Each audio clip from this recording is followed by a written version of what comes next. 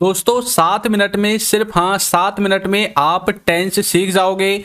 अपनी जिंदगी के केवल 7 मिनट इस वीडियो को देखिए और आपको टेंस बिल्कुल क्लियर हो जाएंगे। तो चलिए टाइम ना खराब करते हैं और टेंसों को सीखते हैं, क्योंकि हमारे पास सिर्फ है 7 मिनट। तो देखिए, सबसे पहले आपको बस ध्यान से देखना है वीडियो को लास्ट तक, और लास्ट में आप देखना, आपको एक सवाल दूंगा और आप उसको फट से सॉल्व कर दोगे। तो देखिए, टेंस और उसके नीचे मैंने लिखा हुआ है PPF। टेंस, इसका मतलब है कि टेंस को 3 भागों में बांटा गया है, प्रेजेंट, पास्ट और फ्यूचर। अब देखिए, ये जो टेंस है इनमें प्रेजेंट, पास्ट और फ्यूचर को अलग से 4 भागों में डिवाइड किया गया है, जिन्हें आप पहले से जानते हैं, फिर भी हम एक बार इन्हें देख लेते हैं। तो ये जो 4 भाग हैं, इनमें से एक है इंडेफिनिट टेंस, एक है कंटिन्यूअस टेंस, एक है परफेक्ट टेंस और एक है आपका परफेक्ट कंटिन्यूअस टेंस। अब जो ये इंडेफिनिट टेंस है और कंटिन्यूअस टेंस है और परफेक्ट टेंस है और परफेक्ट कंटिन्यूअस टेंस है, इन चारों को ही हम एक एक बार अच्छे से समझ लेते हैं कि इनका आखिर मतलब है क्या। और यहाँ पर रटना मना है, आपको रटने नहीं है, समझना है सिर्फ कि आखिर इनका एक्चुअल मीनिंग है क्या। तो यहाँ पर देखिए, मैं आपको एक एक करके इन सब के बारे में बताऊंगा और एग्जाम्पल भी आपको दूंगा, जिससे कि आपका जो टॉपिक है वो बिल्कुल क्लियर हो जाए। अब देखिए कैसे। पहले हम देखेंगे इंडेफिनेट के बारे में। इंडेफिनेट का मतलब होता है जिसकी शुरुआत और अंत ना पता हो। आपको मुझे पता है ये समझ में नहीं आएगा ऐसे। पहले एग्जाम्पल देखिए, जैसे कि वह बोलता है, तो इसकी इंग्लिश बनेगी ही स्पीक्स। अब ये कैसे बनी, इसका स्ट्रक्चर मैं आपको इसके बाद बताऊंगा, लेकिन यहाँ पर गौर करने वाली बात यह है, वह बोलता है। अब हमें ये नहीं पता कि वह कब से बोलता है और कब तक बोलता रहेगा, तो इसलिए मैंने आपको बोला इंडेफिनेट के अंदर वो वाले सेंटेंसेस आते हैं जिनके अंत और शुरुआत के बारे में हमें ना पता हो। जैसे कि वह स्कूल जाता है, अब ये नहीं पता कि कब से स्कूल जाता है और कब तक जाता रहेगा। वह पढ़ता है, वह खेलता है, वह सोता है, सूर्य पूर्व दिशा से उगता है, तो ये नहीं पता कि कब से ये कार्य हो रहे हैं और कब तक होते रहेंगे। तो इस तरह के सेंटेंसेस को हमें रखना पड़ता है इंडेफिनेट में। इंडेफिनेट अपने आप में एक देखिए क्या है, एक होता है डेफिनेट यानी कि पक्के तौर पर, और एक होता है इनडेफिनेट जिसे आप पढ़ रहे हैं, यानी कि जिसके बारे में हमें पक्का नहीं पता है। तो इस तरह से आप इंडेफिनिट टेंस को समझोगे। अब नेक्स्ट है हमारा इसमें कंटिन्यूअस। कंटिन्यूअस का मतलब देखिए क्या होता है, इसका मतलब होता है जो लगातार चल रहा हो, यानी कि जो कार्य आपका प्रेजेंट में भी लगातार चल रहा हो, पास्ट में भी लगातार चल रहा हो, या फिर आने वाले समय में यानी कि फ्यूचर में लगातार चल रहा होगा। तो यदि आपको प्रेजेंट का वाक्य बनाना है तो प्रेजेंट में लगातार चल रहा होना चाहिए वह कार्य, पास्ट का बनाना है तो पास्ट में वह कार्य रेगुलर चल रहा होना चाहिए, और फ्यूचर का बनाना है तो फ्यूचर में वो कार्य रेगुलर चल रहा होना चाहिए।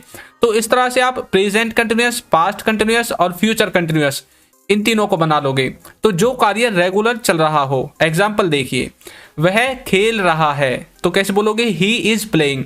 अब यहाँ पर इज कैसे आया, प्ले के साथ ING कैसे आई, ये आपको वीडियो के अंत तक पहुंचते पहुंचते बिल्कुल पता चल जाएगा।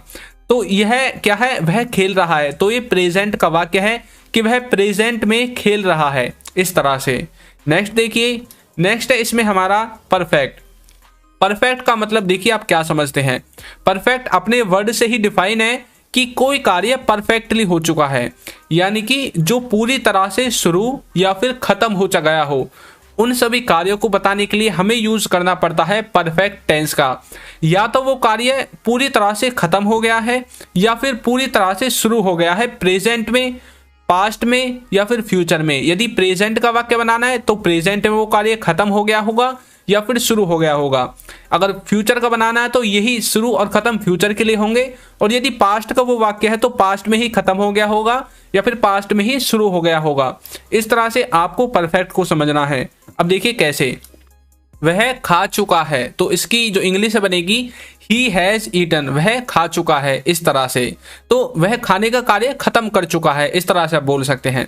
अब नेक्स्ट है हमारा परफेक्ट कंटिन्यूअस। इसका मतलब होता है परफेक्ट प्लस में कंटिन्यूअस, यानी कि इसमें परफेक्ट का कुछ भाग यूज होगा और कुछ कंटिन्यूअस टेंस का भाग यूज होगा, तभी तो मिलकर बना है परफेक्ट कंटिन्यूअस।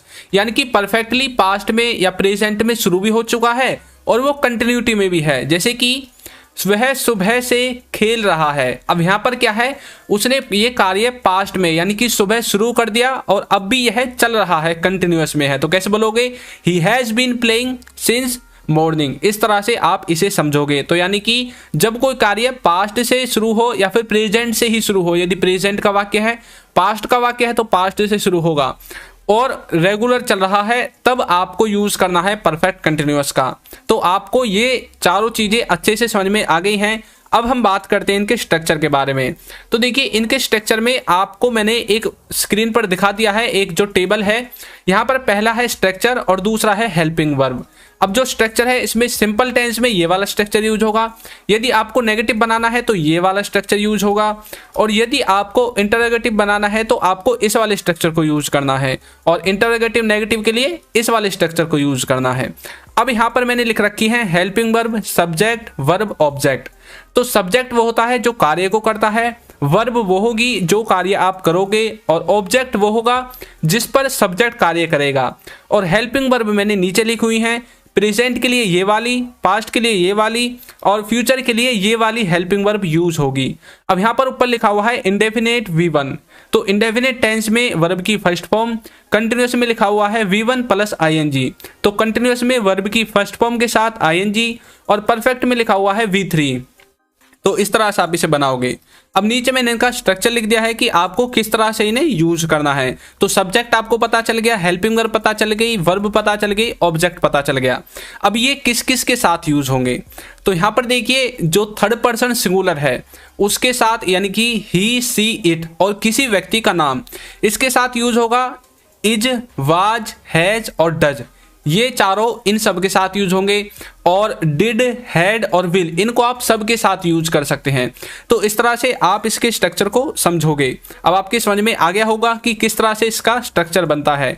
अब मुझे पता है कि आपको अच्छे से टेंस समझ में आ गए हैं, और अब मैं आपकी प्रैक्टिस के लिए एक सेंटेंस आपको देता हूं। तो देखिए क्या है वो, वह स्कूल जा रहा है। तो इसको आपको सॉल्व करके कमेंट बॉक्स में आंसर देना है कि ये कौन से टेंस का है और इसकी इंग्लिश क्या बनेगी।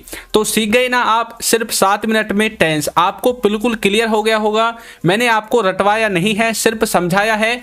और यदि आप इस वीडियो को अच्छे से बाद में एनालाइज करोगे तो आप वाकई में देखोगे कि आपको टेंस आ गए हैं। तो आज की वीडियो में इतना ही, मिलते हैं किसी नेक्स्ट टॉपिक के साथ अगली किसी वीडियो में। तो चैनल को सब्सक्राइब, वीडियो को लाइक और एक अच्छा सा कमेंट करना बिल्कुल ना भूलें। Thank you.